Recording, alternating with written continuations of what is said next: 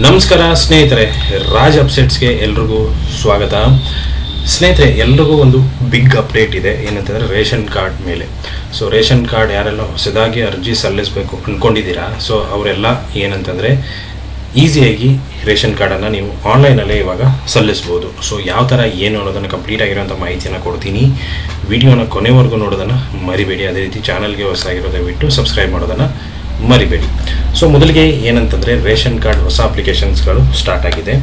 So ನೀವು ಅಪ್ಲಿಕೇಶನ್ನ submit ಕೂಡ ಮಾಡ್ಬೋದು, ಆನ್ಲೈನಲ್ಲೂ ಕೂಡ ಮಾಡ್ಬೋದು. ಬೆಂಗಳೂರು ಒಂದು, ಕರ್ನಾಟಕ ಒಂದು, ಗ್ರಾಮ ಒಂದು ಕೇಂದ್ರಗಳಿಗೆ ಹೋಗ್ಬಿಟ್ಟು ಕೂಡ ಮಾಡ್ಬೋದು. ಅದೇ ರೀತಿಯಾಗಿ ನಿಮ್ಮ ಮೊಬೈಲಲ್ಲಿ ಅಥವಾ ನಿಮ್ಮ ಕಂಪ್ಯೂಟರಲ್ಲಿ ಕೂಡ ನೀವು ಮಾಡ್ಬೋದು. ಸೊ ಯಾವ ಥರ ಅನ್ನೋದನ್ನು ಕೂಡ ನಾನು ನಿಮಗೆ ತೋರಿಸ್ತೀನಿ. ಲಿಂಕ್ ಕೂಡ ಎಲ್ಲಿ ಸಿಗುತ್ತೆ ಅನ್ನೋದನ್ನು ಕೂಡ ನಾನು ನಿಮಗೆ ಹೇಳ್ತೀನಿ. ಸೊ ಮೊದಲಿಗೆ ಏನಂತಂದರೆ ahara.karnataka.go.in ಅಂತ ವೆಬ್ಸೈಟನ್ನು ಓಪನ್ ಮಾಡ್ಕೊಳ್ಳಿ. ಸೊ ಓಪನ್ ಮಾಡ್ಕೊಂಡ್ರಿ ಅಂತಂದರೆ ನಿಮಗೆ ಈ ಥರ ಇಂಟರ್ಫೇಸ್ ಓಪನ್ ಆಗುತ್ತೆ. ಸೊ ನೋಡ್ಬೋದು, ಇಲ್ಲಿ ನೀವು ಕೆಳಗಡೆ ಬಂದರೆ ಅಂತಂದರೆ ಇಲ್ಲಿ ನೋಡ್ಬೋದು ಸಾರ್ವಜನಿಕರ ಬಳಕೆಗೆ ಅಂತ ಇದೆ. ಸೊ ಇಲ್ಲಿ ನಿಮ್ಮ ಒಂದು ವಿಭಾಗನ ನೀವು ಸೆಲೆಕ್ಟ್ ಮಾಡ್ಕೋಬೇಕು. ನೋಡ್ಬೋದು ಬೆಂಗಳೂರು ವಿಭಾಗ.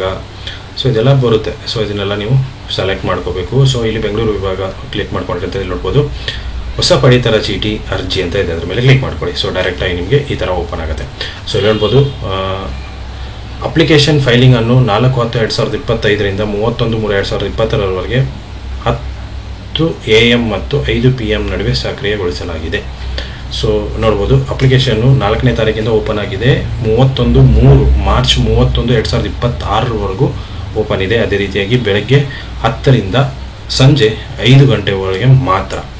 ಸೊ ಅಷ್ಟು ಟೈಮು ಒಳಗಡೆ ನೀವು ಅಪ್ಲಿಕೇಶನನ್ನು ಸಬ್ಮಿಟ್ ಮಾಡ್ಕೋಬೇಕಾಗತ್ತೆ. ಸೊ ಯಾರೆಲ್ಲ ಹೊಸದಾಗಿ ಅಪ್ಲಿಕೇಶನ್ನ ಸಬ್ಮಿಟ್ ಮಾಡ್ಕೋಬೇಕು ಅಂದ್ಕೊಂಡಿದ್ದೀರಾ, ಸೊ ಆ ಟೈಮಲ್ಲಿ ನೀವು ವೆಬ್ಸೈಟನ್ನು ಓಪನ್ ಮಾಡಿಕೊಂಡು ಅರ್ಜಿಯನ್ನು ಸಲ್ಲಿಸ್ಬೋದು. ಸೊ ಇದೊಂದು ಸಿಂಪಲ್ ಮಾಹಿತಿ ಸ್ನೇಹಿತರೆ. ಇಷ್ಟು ಇವತ್ತಿನ ವಿಡಿಯೋ ಎಷ್ಟಾಗಿದೆ ಅಂದ್ಕೊಂಡಿದ್ದೀನಿ. ಇಷ್ಟ ಆಗಿದ್ದರೆ ಲೈಕ್ ಮಾಡಿ, ಶೇರ್ ಮಾಡಿ, ಸಬ್ಸ್ಕ್ರೈಬ್ ಮಾಡೋದನ್ನು ಮರಿಬೇಡಿ. Thank you so much.